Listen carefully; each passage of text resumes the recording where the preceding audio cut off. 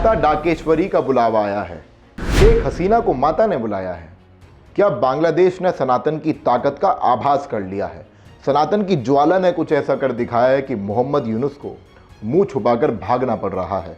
कैसे बांग्लादेश को भारत के आगे झुकना पड़ रहा है। वहाँ पर बांग्लादेश की देवी डाकेश्वरी की आखिर शेख हसीना पर क्या विशेष कृपा है और कैसे बांग्लादेश को ईस्ट पाकिस्तान बनने से डाकेश्वरी देवी ही बचाएंगी। आज इस राज को मैं आपके अपने चैनल द कर्मा पर डिकोड करने वाला हूँ। इसीलिए हर उस व्यक्ति जिसे सनातन की महिमा पर संपूर्ण विश्वास है, उन बुद्धिजीवियों से मेरा निवेदन है कि इस वीडियो को आखिरी तक ज़रूर देखें, क्योंकि पाकिस्तान के बाद बांग्लादेश में भारत को ऑपरेशन सनातन चलाने की ज़रूरत है। यह ऑपरेशन सनातन द कर्मा ने नाम दिया है। ऐसा इसलिए क्योंकि बांग्लादेश में एक बार फिर से हिंदुओं के हितों की रक्षा करने में मोहम्मद यूनुस की सरकार असफल रही है, पर इस सब का तोड़ निकलकर भारत और रूस के पास आ चुका है। नमस्कार, आप देख रहे हैं सनातन धर्म और राष्ट्रवाद से जुड़ा आपका अपना मन पसंदीदा चैनल द कर्मा, और मैं सनी राठी आप सभी सनातन प्रेमियों से हाथ जोड़कर विनती करता हूं कि ज़रा अपनी स्क्रीन पर मौजूद इन तस्वीरों को देखिए। यह तोड़फोड़ का मंजर अभी बड़ा ही शांत लग रहा होगा, पर सच जानने के बाद अगर आप सनातनी हैं तो आप खुद के आंसुओं को रोक नहीं पाएंगे। यह दहशत का मंजर है बांग्लादेश का, जहां पर जेसोर इलाके में हिंदुओं से नफरत के चलते कुछ दुष्टों ने 13 हिंदू परिवारों के घरों को तहस नहस करके उनको बेघर कर दिया। 30 गायों को लूट कर चले गए। न जाने अब उन गौ माताओं के साथ क्या ही करेंगे। और यह सब हो रहा है बांग्लादेश में तख्ता पलट के बाद बनी मोहम्मद यूनुस की सरकार में। अब यह सब ही यूनुस को ईस्ट पाकिस्तान से जोड़ता है। यह सब कोई हवाई बातें नहीं, बल्कि इन सब बातों का प्रमाण बेहद ही गहरा है, जो कि बांग्लादेश के हर सनातनी के माथे का चंदन है, गुरूर है। वहाँ पर हिंदुओं की रक्षा का सबसे बड़ा अस्त्र है। अब आप उस अस्त्र को जान लीजिए। वह अस्त्र कोई और नहीं बल्कि बांग्लादेश में हिंदुओं का सबसे बड़ा शक्तिपीठ डाकेश्वरी मंदिर है। माता की शक्ति ने पहले पाकिस्तान को अपनी ताकत का आभास कराया था, और अब नंबर है हिफाजत इस्लाम और यूनुस का, क्योंकि ये दोनों भी उस ईस्ट पाकिस्तान से कम नहीं है जिसने बांग्लादेश की आज़ादी के दौरान हिंदुओं की आस्था का मजाक उड़ाया था।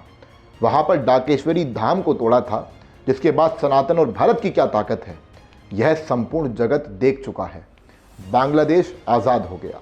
आज़ाद बांग्लादेश के प्रथम प्रधानमंत्री बने शेख हसीना के पिता शेख मुजीबुर रहमान। बांग्लादेश के वो प्रधानमंत्री जिनको पाकिस्तान ने जेल में बंद किया, क्योंकि वे हमेशा ही बांग्ला भाषियों के साथ ढाल बनकर खड़े रहते थे।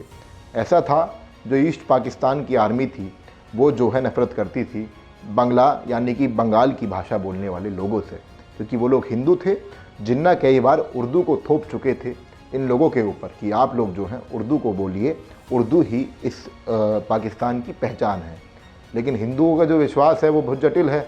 और चले विश्वास की बात भी ना हो तो भाषा का तो सिद्धांत है, वो तो व्यक्ति का निजी राय है, और निजी उसका अधिकार भी है, जन्मसिद्ध अधिकार है जो उसकी मातृभाषा है। अगर कोई मुझसे कहने लगे कि मैं पंजाबी बोलूँ हिंदी ना बोलूँ, तो यह भी तो एक तरीके का डिस्क्रिमिनेशन है ना। यही पाकिस्तान करता था।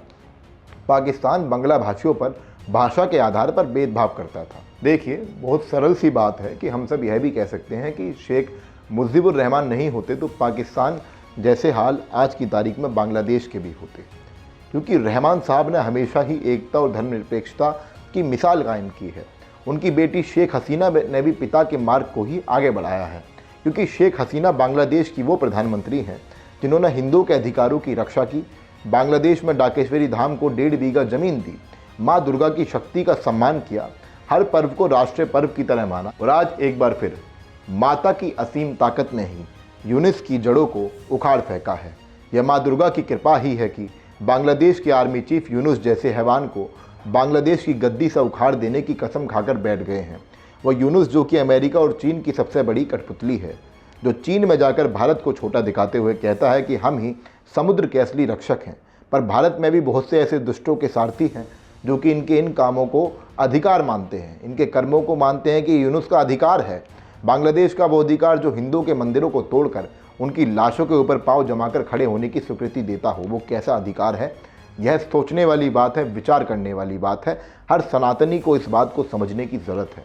यह सब देखकर अगर किसी को बांग्लादेश में सनातन और भारत की शक्ति का आभास हो रहा है तो वह है बांग्लादेश के आर्मी चीफ वकार जमान, क्योंकि वकार जमान ने ही यूनुस को शेख हसीना की सरकार का तख्ता पलट होने के बाद बांग्लादेश की गद्दी पर बैठाया था, तो फिर ऐसी भी क्या परिस्थिति पैदा हो गई है कि वकार जमान यूनुस को तगड़ा झटका दे रहा है, और वह झटका है बांग्लादेश में चुनाव का, या वो झटका है जिससे यूनुस इतने भयभीत हैं कि वे अपना इस्तीफा लेकर घूम रहे हैं। पर यह सब भी केवल और केवल मोहम्मद यूनुस की एक बड़ी चाल है। अगर वाकई में यूनुस को इस्तीफा देना होता तो वे शेख हसीना की पार्टी आवामी लीग पर प्रतिबंध क्यों ही लगाते, बल्कि अगर बांग्लादेश में किसी भी संगठन पर प्रतिबंध लगाया जाए तो वह है हिफाजत इस्लाम। आखिर यूनुस इस संगठन पर क्यों नहीं लगाते हैं जो प्रतिबंध है, जो हिंदुओं पर अत्याचार की तलवार चलाता ही है, बल्कि इस संगठन की नस नस में अत्याचार के इंजेक्शन इतने ज़्यादा लगा दिए गए हैं कि यह तो मुस्लिम औरतों के अधिकारों को भी कूड़ेदान में फेंके जाने वाले कचरे की तरह सोचता है। पर आखिरकार शेख हसीना से मोहम्मद यूनुस को इतनी चिढ़ क्यों है कि चुनाव होने से पहले ही शेख हसीना की पार्टी आवामी लीग पर प्रतिबंध उन्होंने लगा दिया। अगर आप गहराई से समझे तो यह फैसला इसलिए है कि यूनुस चाहते हैं कि पाकिस्तान की शैतानी ताकतें यूनुस को गद्दी पर बैठा कर रखें, और वहाँ पर हिंदुओं के ऊपर जो अत्याचार होता है वह ज्यों का त्यों ही होता रहे। इस बात को शेख हसीना के जीजा वकार जमान समझ गए हैं, तभी तो वे यूनुस पर दबाव बना रहे हैं कि चुनाव नहीं हुआ तो इस्तीफा देना ही पड़ेगा। वकार जमान रूस के दौरे पर जाने के बाद भी काफ़ी बदले हुए नजर आए हैं। उन्होंने साफ साफ कहा कि म्यांमार तक कॉरिडोर बनाने के फैसले का मैं विरोधी हूँ, क्योंकि जमान जानते हैं कि भारत की शक्ति क्या है, भारतीय नेवी के पास कैसे कैसे हथियार हैं, जिस सेना के आगे पाकिस्तान भी नहीं टिका उसके आगे क्या बांग्लादेश टिक पाएगा। इसलिए वकार जमान भारत और रूस का एहसान मान रहे हैं कि हमें अगर आज़ादी मिली है तो उसमें सबसे अधिक योगदान इन दो देशों का है। वैसे भी भारत के साथ संबंध बिगाड़ने के बाद बांग्लादेश को कुछ हाथ नहीं लगा है। चिकन नेक और सेवन सिस्टर वाले मुद्दे पर पहले ही भारत को बड़ा निवेश गौतम अडानी और अंबानी ने दे दिया है कि नॉर्थ ईस्ट का विकास होगा, वहाँ पर उद्योग जरूर ही आएगा, हम पैसा लगाने को तैयार हैं। यह ही भारत की असली ताकत है दोस्तों, जिसको वकार जमान जानते हैं, क्योंकि भारत ने बांग्लादेश के साथ सड़क के रास्ते के जरिए व्यापार करने से साफ इनकार कर दिया है। इनको नुकसान की भरपाई करने में भी काफ़ी समय लगने वाला है। अगर बांग्लादेश सड़क के रास्ते से व्यापार नहीं कर पाया तो ये अपना जो सामान है, जो इसका व्यावसायिक सामान है, वो कैसे लाएगा? वह पोर्ट के रास्ते से तो नहीं लाएगा, ऐसा नहीं हो पाएगा। अगर ऐसा होता है तो इनका सामान इतना महंगा हो जाएगा कि कोई खरीदार इनको नहीं मिलेगा।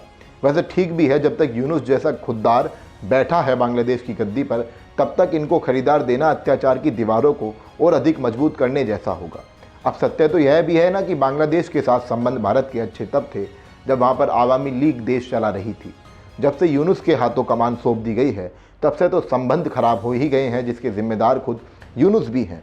क्योंकि हिंदुओं के ऊपर उत्पीड़न चीन की कठपुतली बनकर रहना, वैसे भी चीन की कठपुतली तो पाकिस्तान भी बना है। क्या पाकिस्तान को यह सब करके कुछ हासिल हुआ है? कभी आज पीने के पानी के लिए पाकिस्तान तरसता है, और अब तो भारत वर्ल्ड बैंक के आगे भी एक बड़ी मांग जल्द ही उठाएगा।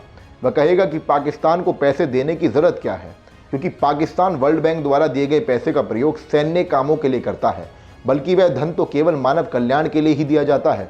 तो दोस्तों, सनातन की जो ये ताकत आज पूरी दुनिया देख रही है ना, यह वास्तविक में एक नए युग का आरंभ है कि भारत की ताकत अब वो है कि दोनों तरफ से घिरा होने के बावजूद भी अपने पैरों पर खड़ा हुआ है। इस सब से सनातन को समाप्त नहीं किया जा सकेगा, वो चाहे बांग्लादेश हो या फिर पाकिस्तान। जिसने भी सनातन के अस्तित्व के साथ छेड़छाड़ की है वह केवल राख बना है। इसलिए मैंने वीडियो की शुरुआत में ही कहा था कि डाकेश्वरी धाम की कृपा शेख हसीना के ऊपर है, क्योंकि शेख हसीना ने ही हमेशा सनातनियों के अधिकारों को बांग्लादेश में सुरक्षित रखा है। और आप माने ना माने, तथ्य सत्य यही है कि पाकिस्तान का भारत इतना नुकसान कर चुका है कि पाकिस्तानी सेना का सहारा यूनुस नहीं ले पाएंगे, ना ही तो चीन की गोद में जाकर यूनुस बैठ पाएंगे, और ना ही अमेरिकन डीप स्टेट के पैर दबाएंगे। बस अगर कुछ होगा तो वह है बांग्लादेश में चुनाव और यूनुस की ताकत का अंत। दोस्तों, अंत में आप लोगों से केवल एक सवाल है, क्या आप कभी बांग्लादेश की डाकेश्वरी धाम के बारे में जानते थे? अगर इस वीडियो से आपको यह जानकारी मिली है तो हमारे इस प्रयास को हर राष्ट्रवादी और सनातनी तक अवश्य पहुँचाएँ, क्योंकि द कर्मा का लक्ष्य है केवल सनातन का प्रचार व राष्ट्रहित पर बात करना। इसलिए राष्ट्रहित को आगे बढ़ाने के लिए आप हमारे चैनल द कर्मा को सब्सक्राइब ज़रूर कर लें। जय हिंद, धन्यवाद।